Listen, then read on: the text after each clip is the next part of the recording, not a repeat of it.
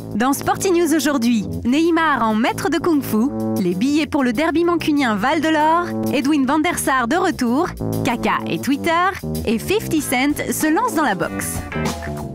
Neymar, maître de kung-fu. On connaissait le talent du Brésilien sur les terrains de foot, mais il nous avait caché ses dons en matière d'arts martiaux. Et le changement est radical. On retrouve l'attaquant de Santos en maître sévère et imperturbable.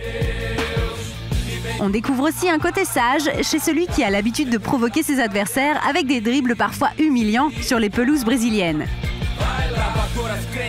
Pas de panique, il s'agit en fait d'un rôle qu'il a tenu dans le clip Zika Vaila de son ami rappeur Emicida. On y croirait presque.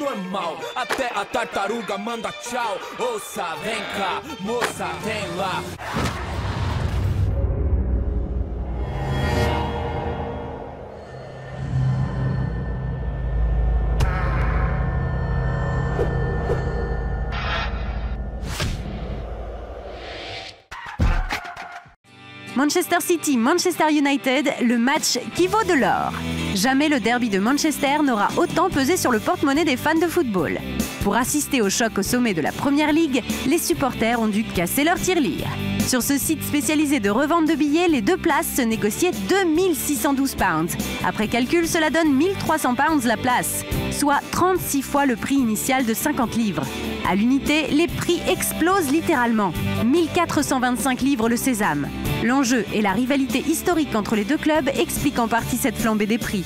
Des sommes exorbitantes, jamais atteintes dans l'histoire du derby mancunien, et même du championnat anglais. Edwin van der Sar est de retour. Il est passé par les plus grands clubs européens, l'Ajax d'Amsterdam, la Juventus de Turin ou encore Manchester United. Il est aussi le footballeur hollandais le plus capé avec 130 sélections en équipe nationale. À 41 ans, le légendaire gardien de but des Pays-Bas a remis ses gants le temps d'un spot de pub pour son équipementier.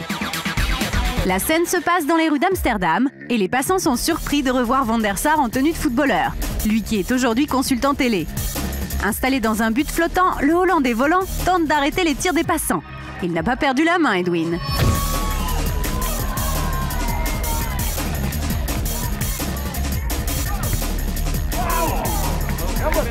Certains arrivent tout de même à tromper sa vigilance.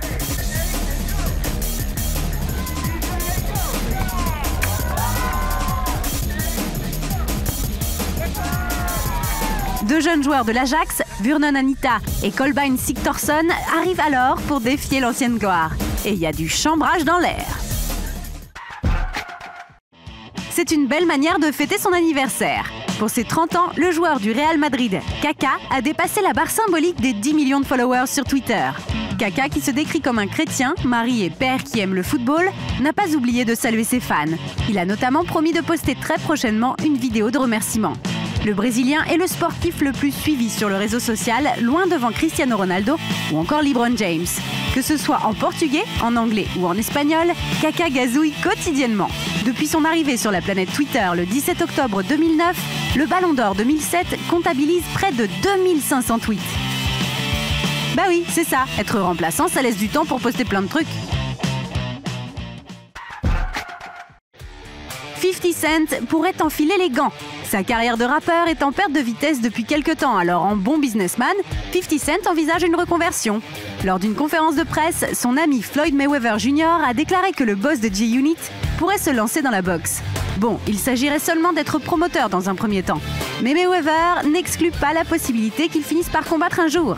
50 Cent n'en serait pas à son coup d'essai puisqu'il était déjà monté sur les rings pour participer aux Junior Olympics en amateur dans les années 80. Il ne s'agirait donc que d'un retour à ses premières amours pour 50.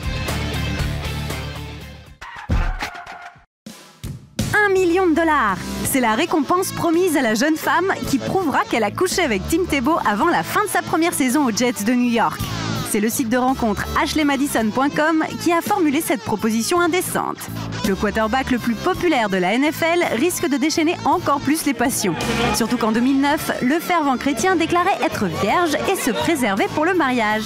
Déjà très plébiscité par la gente féminine, dont les stars de Playboy, Tim Tebow va devoir affronter les femmes de New York quand il ne sera plus sur les terrains.